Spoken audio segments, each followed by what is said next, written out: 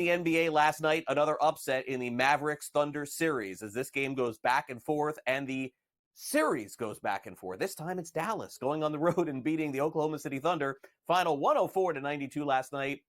Triple-double for Luka Doncic, 31 points, 11 rebounds, 10 rebounds, and 11 assists. Of course, the total last night was 213, so this goes under the total. The Mavericks win outright, so they naturally cover the spread and get the money line for you as well. A back-and-forth series it has been, with Dallas having an opportunity to close out the series in the next game, but it was the block, as you can see, of Luka in the 30-point triple-double was huge against Shai Gilgeous-Alexander, and everyone talking about that on social media today. Luka talked about the block last night.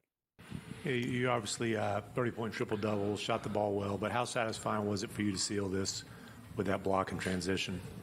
A bit. Next year, all NBA defensive team.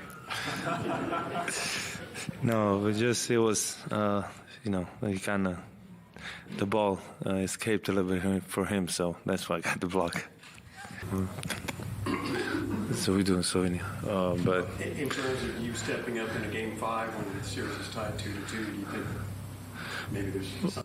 Well, yeah, I mean, the whole team stepped up. No, I couldn't do it without my teammates. Everybody that came on the floor gave 100% energy. And we play as a team. We win as a team. We lose as a team. And this team is special, man. We've only been together for, 5 months. And, I've been having a lot of fun with this team. Mavericks can close it out this weekend. Did Luka say all defensive team next season? I think he was joking. All right, the Cleveland Cavaliers have been eliminated from the NBA playoffs. It was a pretty simple series for the Boston Celtics. They lost one game, which was a surprise, but without Donovan Mitchell, essentially the Cavs had no shot. 113-98 last night. The Celtics did barely cover the spread. I know in some books it went up to 16, but most had 13.5, 14. Maybe some pushes at 15 as well. 4-1 was the series final. Celtics win as they move on to the Eastern Conference. Will await the winner of Indiana and New York, Jason Tatum. Last night, 25 points, 10 rebounds, 9 assists. But the story last night, honestly, was the ageless wonder. Another big performance in the playoffs from the big man, Al Horford. 22 points, 15 rebounds, 5 assists, 3 blocks, and 1 steal. Jason Tatum, one of the stars of the Celtics, talked about just how big it was to get that performance from Horford. Yeah, I think the one play in particular when he saved the ball out of bounds in the last 2 minutes of the second quarter, it just gave us that extra possession and pumped the crowd up, pumped our team up. Those plays that was so meaningful, and just how he played in the second half on the defensive end. He knocked down big shots time and time after again. So his performance, his energy, his leadership tonight, was crucial. Jason, what impressed you most about what you're able to do in this series, and what do you think will help you moving forward in the Eastern Conference Finals in terms of lessons learned, things you're able to accomplish? One, how we responded after Game 2, going on the road in a pretty good environment in Cleveland and winning 2 big road games, and then coming back here tonight and.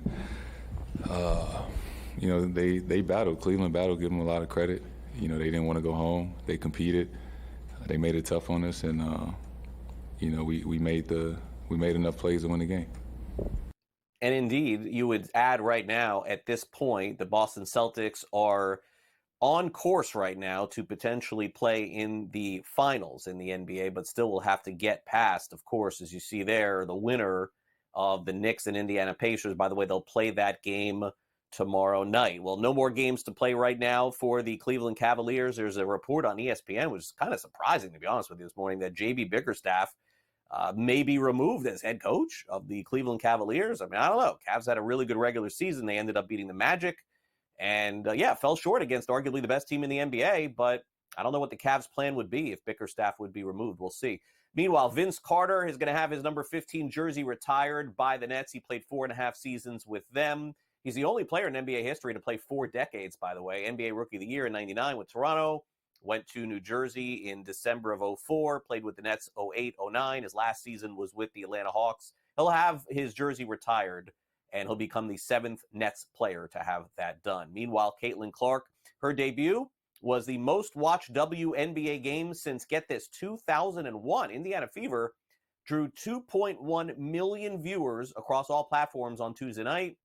Most watched WNBA game on ESPN. 2.3 was the peak as far as most people watching at one time. And just a huge amount of fans watching women's sports right now. It's just so great to see, although that picture stinks. You're on the ground like that. Let's get that off the screen. Fever will take on the Liberty tonight. You can watch the game at 7 o'clock Eastern on Prime Video. That's your next opportunity there to watch Caitlin Clark. In Major League Baseball, Ronel Blanco got a 10-game suspension for having a foreign substance in his glove. He pitches on the Houston Astros. He threw a no-hitter earlier in the season.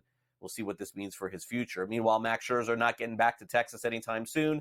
60-day injured list, right triceps issue, nerve issue.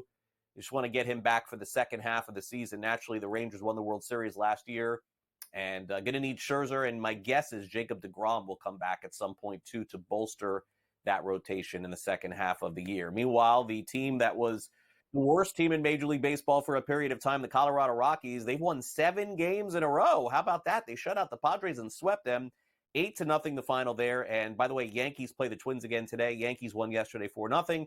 1:10 Eastern start, Clark Schmidt, Joe Ryan. Not a lot of afternoon baseball here on this Thursday.